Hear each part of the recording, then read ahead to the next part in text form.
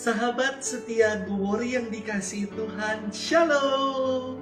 Hari ini adalah Rabu 16 September 2020, peringatan wajib Santo Cornelius Paus dan Martir, serta Santo Siprianus Uskup dan Martir. Selamat pesta nama untuk saudara-saudari yang merayakannya. Paus Cornelius dengan Uskup Siprianus adalah bersahabat. Sepeninggalan Paus Fabianus pada tahun 250, tata suci mengalami kekosongan kepemimpinan. Masalah-masalah yang menyelimuti gereja terus saja meningkat. Akhirnya pada 25 Maret tahun 251, kekosongan itu terisi lagi dengan terpilihnya Cornelius sebagai paus. Cornelius lahir kira-kira pada awal abad ketiga di Roma. Ia seorang imam yang saleh dan bijaksana. Terpilihnya Cornelius sebagai paus tidak menyelesaikan semua masalah yang melanda dan dihadapi gereja. Gereja terus saja dirongrong, baik dari luar maupun dari dalam. Pihak kekaisaran terus melancarkan aksi penganiayaan yang mengakibatkan banyak orang Kristen murtad dari imannya. Dalam tubuh gereja sendiri, banyak ajaran bid'ah yang merasuk hingga sendi-sendi kaum religius. Paus Cornelius memanggil semua uskup untuk mengadakan konsili guna membahas ajaran gereja menghadapi para bid'ah ini. Paus Cornelius ditangkap pada tahun 253 dan dibuang ke Civita, sebelah utara kota Roma. Dari tempat pembuangannya, Cornelius kerap menyurati sahabatnya Siprianus, uskup Kartago, untuk meneguhkan hatinya dalam memimpin umat. Uskup Siprianus dari Kartago adalah sahabat dari Paus Cornelius yang dikenal melalui korespondensinya. Siprianus ditabiskan sebagai imam pada tahun 249 dan diangkat sebagai uskup. Dengan penuh semangat, Siprianus meneguhkan Paus Cornelius dengan mengingatkannya bahwa selama masa penganiayaan yang sedang berlangsung di Roma, tidak ada seorang pun umat Kristiani yang mengingkari imannya. Siprianus juga menulis sebuah tesis tentang persatuan gereja. Topik yang diangkat itu tetap menjadi topik penting pada sepanjang masa termasuk saat ini.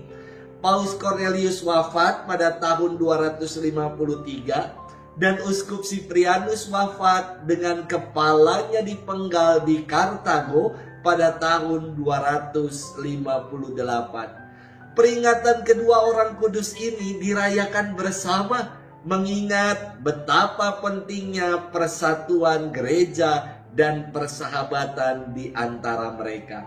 Saudari-saudaraku, sahabat setia Gumori yang dikasihi Tuhan, mari kita siapkan hati kita untuk merenungkan firman Tuhan hari ini.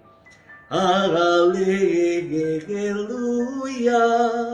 haleluya. Sabdamu ya Tuhan adalah roh dan kehidupan. Padamulah sabda kehidupan kekal. Haleluya, haleluya. Tuhan bersamamu dan bersama rohmu. Inilah Injil Yesus Kristus menurut Santo Lukas. Dimuliakanlah Tuhan. Sekali peristiwa berkatalah Yesus kepada orang banyak, "Dengan apakah akan kuumpamakan orang-orang dari angkatan ini?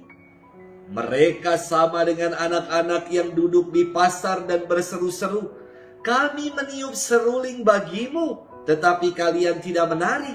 Kami menyanyikan kidung duka, tetapi kalian tidak menangis.'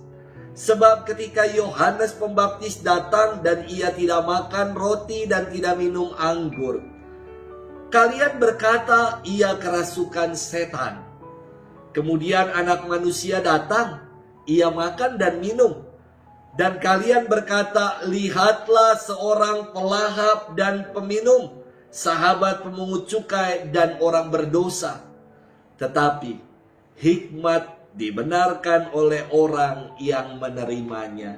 Demikianlah Injil Tuhan, terpujilah Kristus. Sahabat setia Gowori yang dikasihi Tuhan, Shalom. Pernahkah Anda merasa kikuk? Kikuk itu merasa canggung, tidak terbiasa, dan berada dalam situasi yang membingungkan. Suatu kali saya pernah diundang memberikan Bible learning, pendalaman iman di salah satu komunitas. Lalu obrolan santai di antara mereka membuat saya kikuk karena mereka berbicara soal berbagai macam merek tas. Habis liburan dari mana? Beli aksesoris ini itu di mana? Sampai ngobrolin drama Korea. Wah, ini kalau yang terakhir sedikit banyak saya masih bisa mengimbangi. Nah, situasi ini sungguh membuat saya kikuk dan tidak nyaman.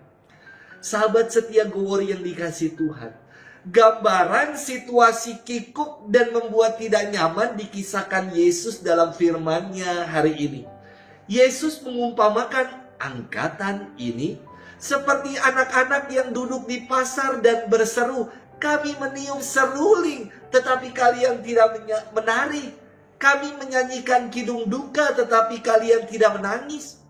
Situasinya membuat tidak nyaman sekali. Pertama, ngapain anak-anak duduk-duduk di pasar? Aneh. Belajar ya anak-anak. Yang kedua, ngapain juga anak-anak meniup seruling di pasar? Kan pasar bukan tempat pesta. Aneh lah kalau di pasar ada orang yang malah joget-joget sebab di situ bukan tempatnya, Bung. Ketiga, mereka menyanyikan kidung duka tetapi di pasar. Ya tidak pas. Sahabat setia Gowori yang dikasihi Tuhan, situasi tidak nyaman ini diwartakan oleh Yesus untuk mengatakan bahwa angkatan ini tidak mau menerima hikmat yang disampaikan olehnya. Mereka enggak empan-papan, tidak menempatkan diri di posisi yang pas, enggak proper, melainkan semaunya sendiri dan seenaknya sendiri macam anak-anak atau kekanak-kanakan. Sahabat setia Gowori yang dikasihi Tuhan, adakah waktu mendewasakan kita? Masihkah ada waktu yang kita berikan untuk mengolah iman dan hidup rohani kita supaya makin bertumbuh dan dewasa? Firman Tuhan hari ini ditutup dengan sebuah pernyataan yang sangat-sangat indah.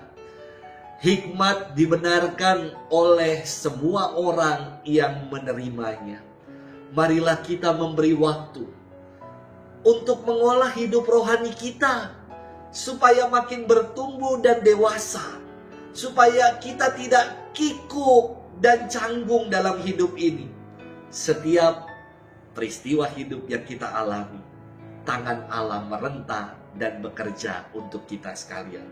Tuhan memberkati kita di dalam nama Bapa dan Putra dan Roh Kudus. Amin.